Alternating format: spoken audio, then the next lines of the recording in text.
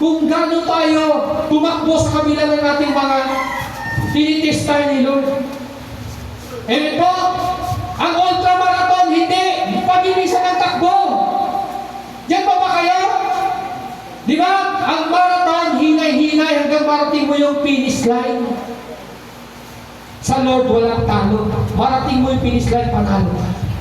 Sa Lord, walang second place, walang third place. Marating mo yung finish line, champion ka.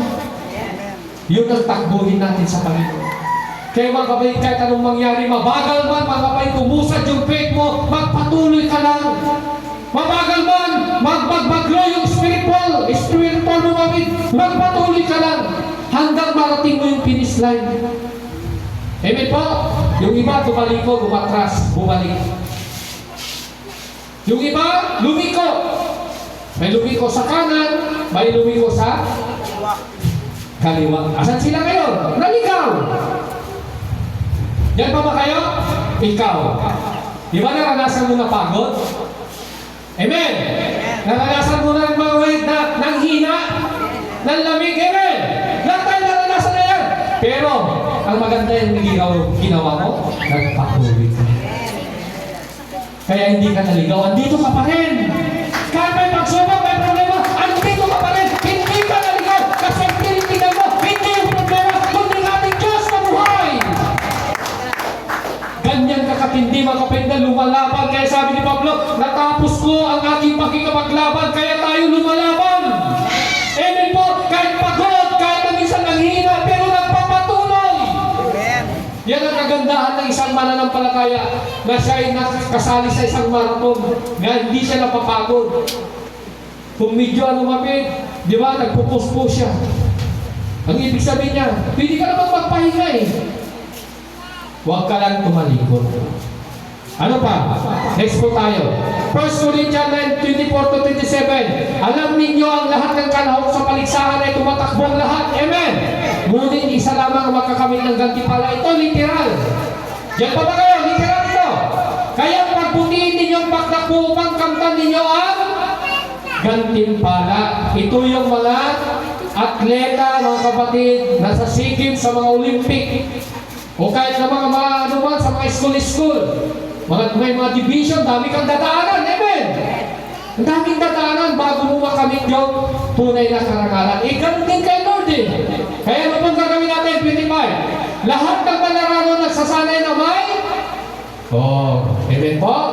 Kaya sa literal, may disiplina. Ganun din sa spiritual natin. Ano ang pagdidisiplina ni Lord sa atin?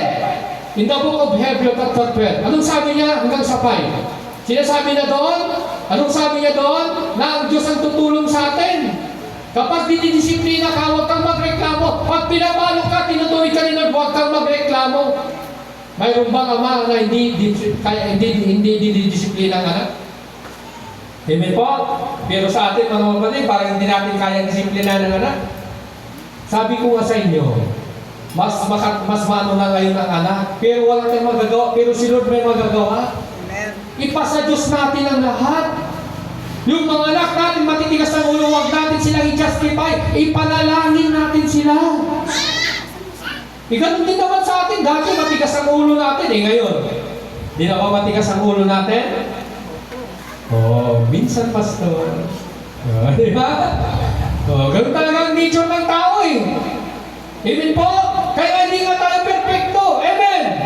Pero huwag mong justify sa sarili mo. Tuloy ka lang, diretso ka lang. Kasi dinidisiplina tayo ng Panginoon. Lahat ng bagay ng pagkakamit ang isang gantimpala na panandalian lamang. Yun po yung sinasabi ko. Magkamit yung nagsisirko-sirko, sino yun? Si Yulo? O di ba? Nung last year po, ang dami siyang nakamit na karangalan. Amen po? Pero yun panandalian lamang. Pwedeng maubos, pwedeng mawala. Sabi po dito, ngunit ang gantimpalang hinahanap natin ay panghabang panahon.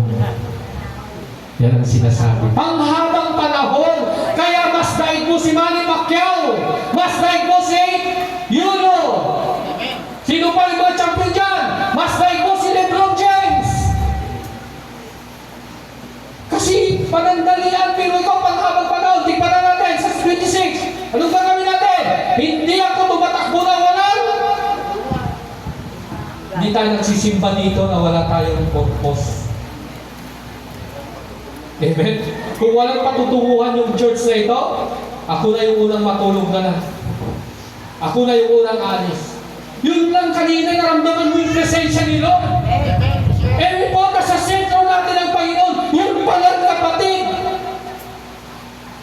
Doon mo na ma-realize, mga kapatid, ang tunay na paglilingkod sa Panginoon. Ng Diyos sa kabila ng ating mga problema, dumating ka dito, alam ni Lord yung problema mo, pero yung naramdaman yung presensya ni Lord, gumaan ang problema mo, kapatid, dahil mahal na mahal tayo ng ating Diyos sa buhay.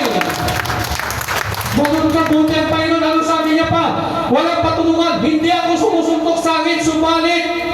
Sinasanay ko ang aking, sinusupin ang aking katawan upang sa gayon hindi ako malis sa paligsahan pagkatapos kong mangaraw sa iba. Anong ibig sabihin yan, mga kapatid? Kailangan din natin, mga kapatid, ng disiplina. Pag mali, mali! Huwag mong ipilit yung katwiran, pag mali talaga kay Lord. Kahit ng Old Testament hanggang New Testament, pag sinabi ni Lord na wag mo gagawin. Amen. Ano pa? Next po tayo.